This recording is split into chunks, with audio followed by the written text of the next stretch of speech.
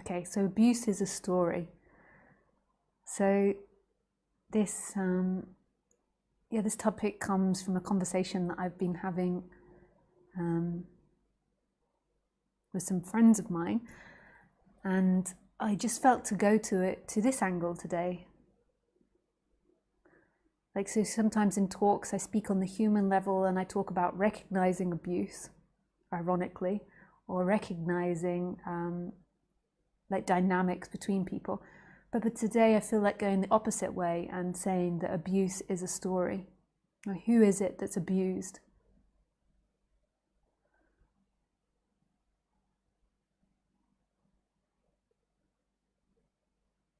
So we, on the human level, are always obsessed with whose fault things are. So it's your fault or it's my fault. So today, for example, YouTube and me didn't get on, and then the internet and me didn't get on, and there was like in and out of videos for like 45 minutes. So I can imagine if somebody has like a really busy lifestyle and they got kids and they decided, okay, I'm going to schedule in with my partner, like watching the live stream today, and I'm going to give my kids to my partner, and then the live stream doesn't start for 45 minutes. There could be, if there hasn't been a lot of reflection on this, like blame for Lisa for not having practiced, which is understandable in one level. Like I maybe should have practiced all of this beforehand. I often say that when it messes up, like so many times it works without practicing that you kind of like get into not practicing. But maybe I should have tried it an hour before the live stream. So I can understand that perspective and those thoughts. And from one angle, we could say it would be advisable if Lisa did that, maybe even more considerate for people that are coming to the talk if Lisa practiced an hour before every time she did a live stream.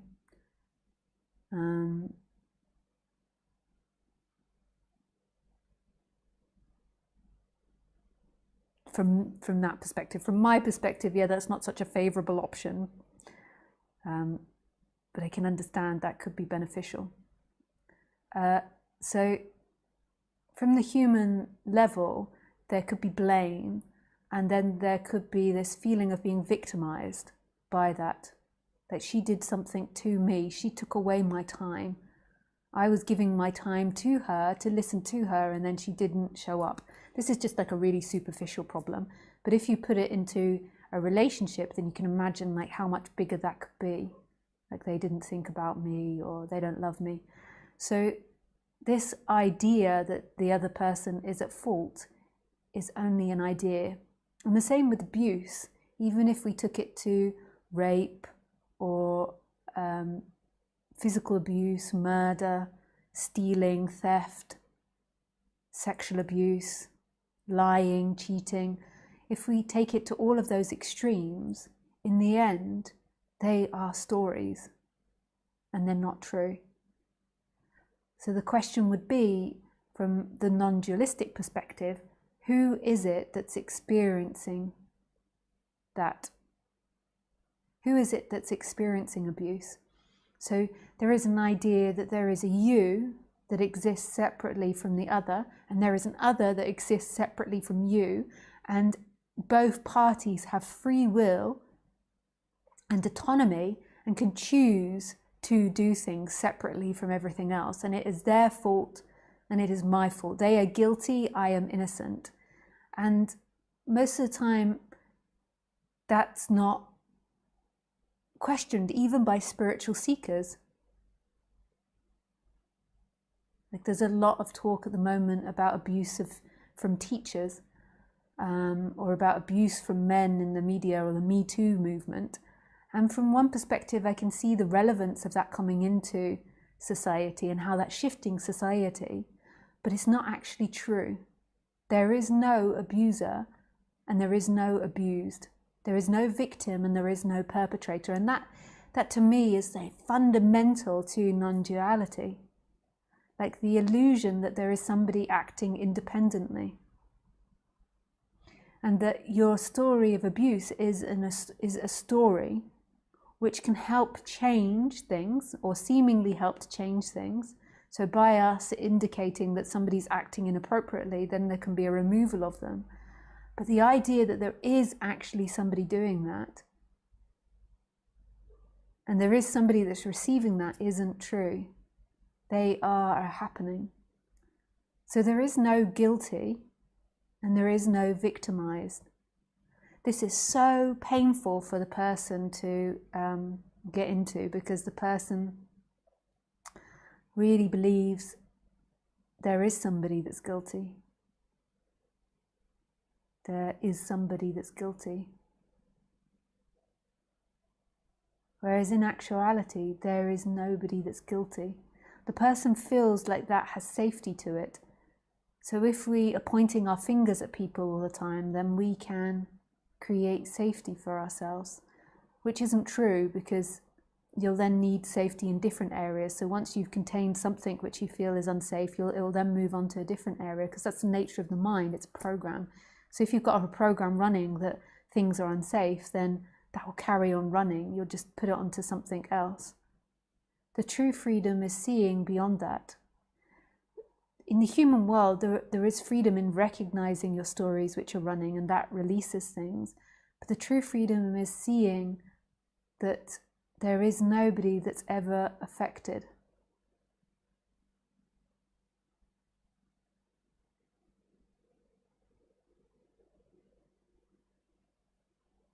There is nobody. Who is this person that has been abused? It's a story in which your body contains, and then there's a repetition to it going into time. But it's not actually who you are now. That person doesn't exist here. There could be tension in the body from a trauma, but that still doesn't equal someone. That doesn't equal you.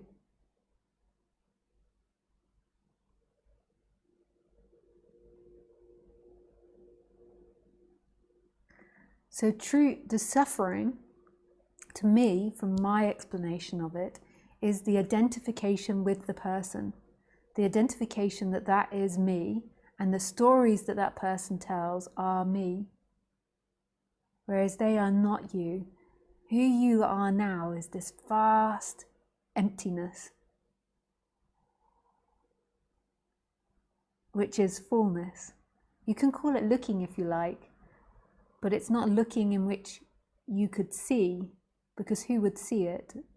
So you could call it looking if there's like a deep knowing that that looking is everything. That looking is this. It's not a looking in which you can see. It's not a looking in which you can put your attention to. Like that's all separation. That's all division of the mind. That non-duality is non-duality, non-separateness. And the non-separateness comes in the everything, in the everythingness, which is magic.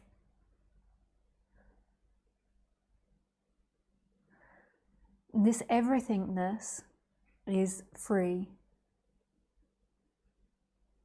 absolutely free,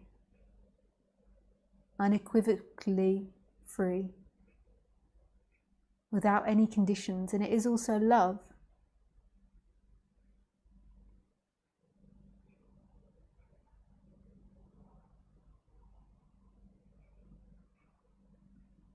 Love, love, love, love, love, love. It is also love.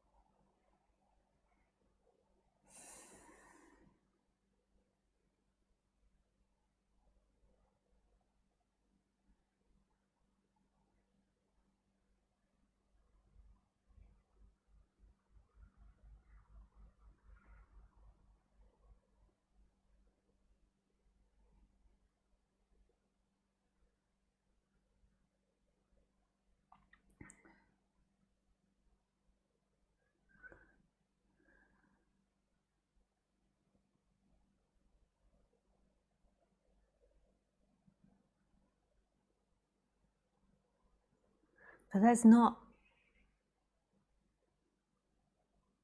the same as denial. So maybe you've behaved badly and you feel guilty of that feeling or to get out of that trauma.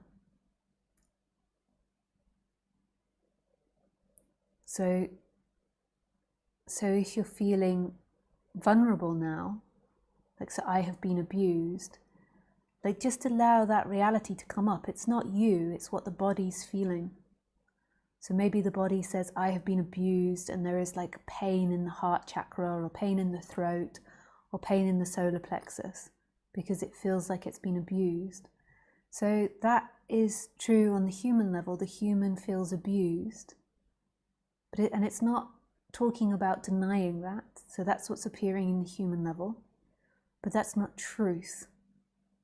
That's what the body feels. That's what the body is holding on to. And there is something that's watching that hasn't been abused. There's something that here that's never been abused. And it's not about trying to force that feeling out and move it into a place where there is no abuse.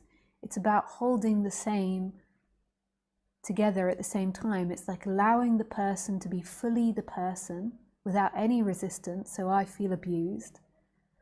And it's about knowing deeply who you are. So, for example, the other day after I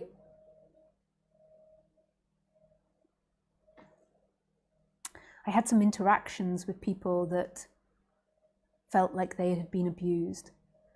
And these interactions went on for a long time. This was in one day, and there was a lot of like suffering that came out of these people that I interacted with. And because of the way my body's set up, like I kind of absorb things that are around me, but they're not really mine. And there is like a difference between when it's my feeling and when it's not my feeling. But that's so personal, and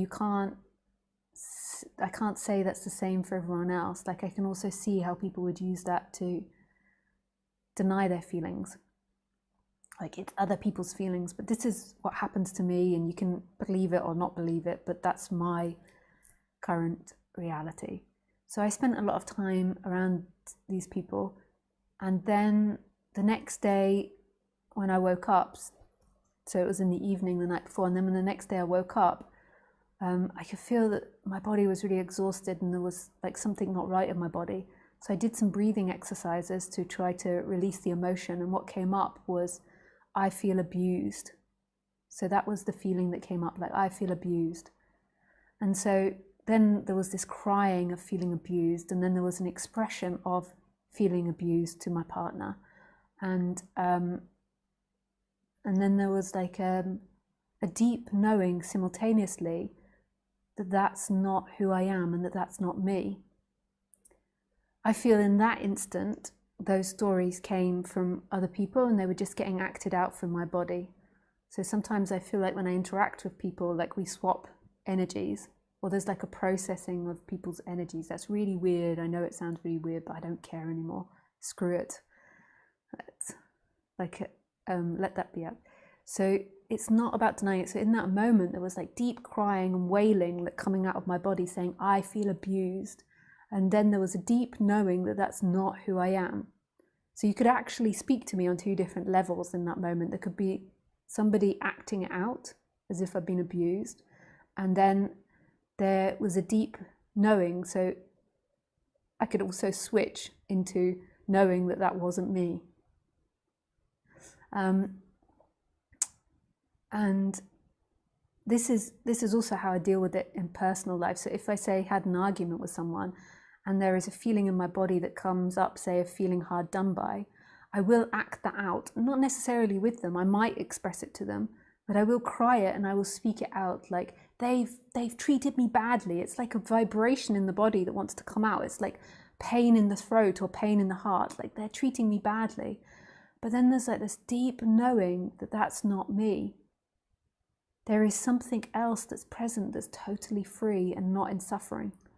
So when I express these things, I'm not talking about pushing away those feelings and ignoring those feelings. I'm talking about the pain of the person and old stories of the person that are in the body, allowing them to be there, but also deeply knowing that who you are is this freedom, is this nothingness, that they aren't you. There isn't actually somebody that's been abused. So when I was expressing that, of course there's not somebody that's been abused and there is an abuser, but you have to allow that energy to come out. So when I was expressing to my partner's not going, there is nobody, there is no abuser. My partner was like really listening to me and really hearing me and really giving me space to express that.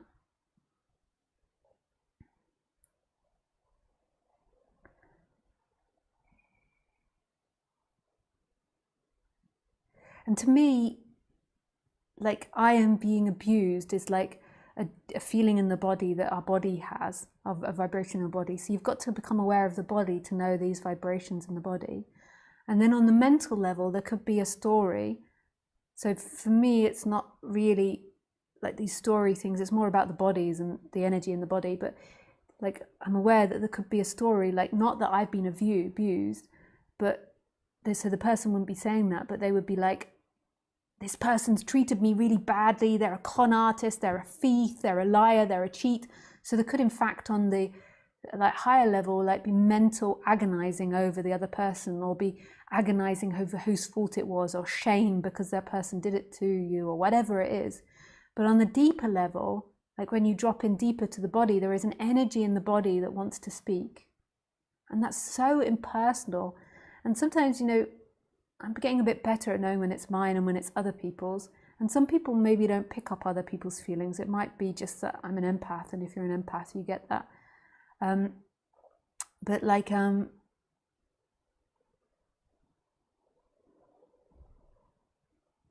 there's a more impersonal thing when it's other people's thing. That's more personal when, yeah, but that's really personal, and you can't say what that looks like, because when I'm expressing, or I feel like I'm expressing other people's feelings, I have to express as if they're mine, because it's almost like they are mine, like in an abstract way. Like if you look at the empath from a different perspective, like everything that appears in consciousness is you. So if there's somebody in front of you blaming you and screaming you, in a way they are an aspect of you. So if somebody is complaining in front of you that they've been abused, in a way they're an aspect of you from a bigger perspective. In some way you could say from Lisa, but then if you go even bigger, it's like they're appearing in consciousness, they're appearing in everything. So they're a part of you. Like there's really no blame, there is no other. Like other is an idea.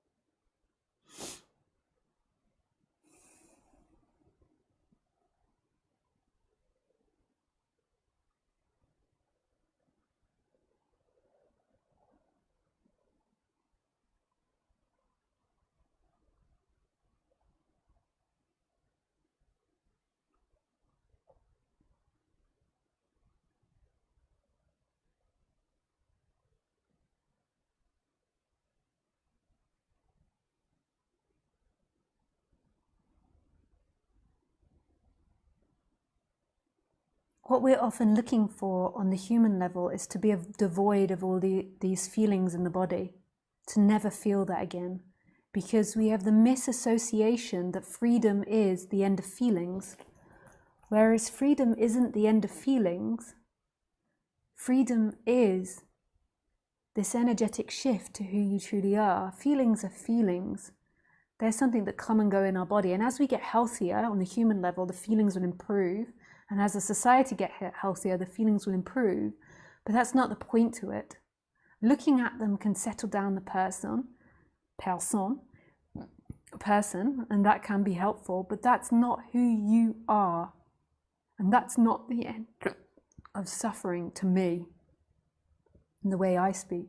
The end of suffering is this dropping back into love, which is everything.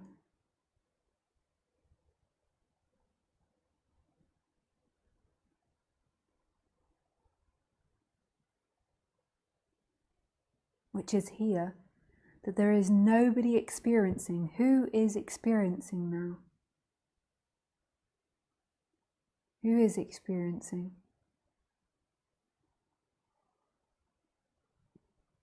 What's so beautiful? Who has been abused? Who's having feelings? Who's rejecting feelings?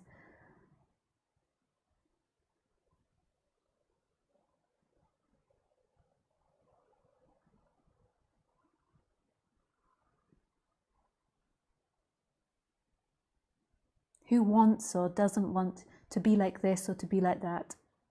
Like this idea, this identity of somebody that doesn't have feelings, that's always empty of feelings. That's an idea. The emptiness is right here. You aren't somebody that's going to get enlightened or not enlightened, that's freer than the other or not freer than the other. You are this moment. You are this expansiveness.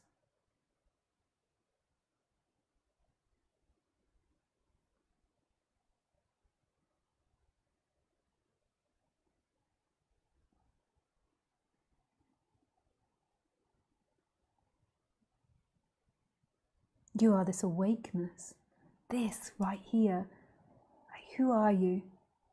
You're not this person. You're not the feelings. You're not the emotions. You're not the stories. You're not the sensations. You are that which is beyond it.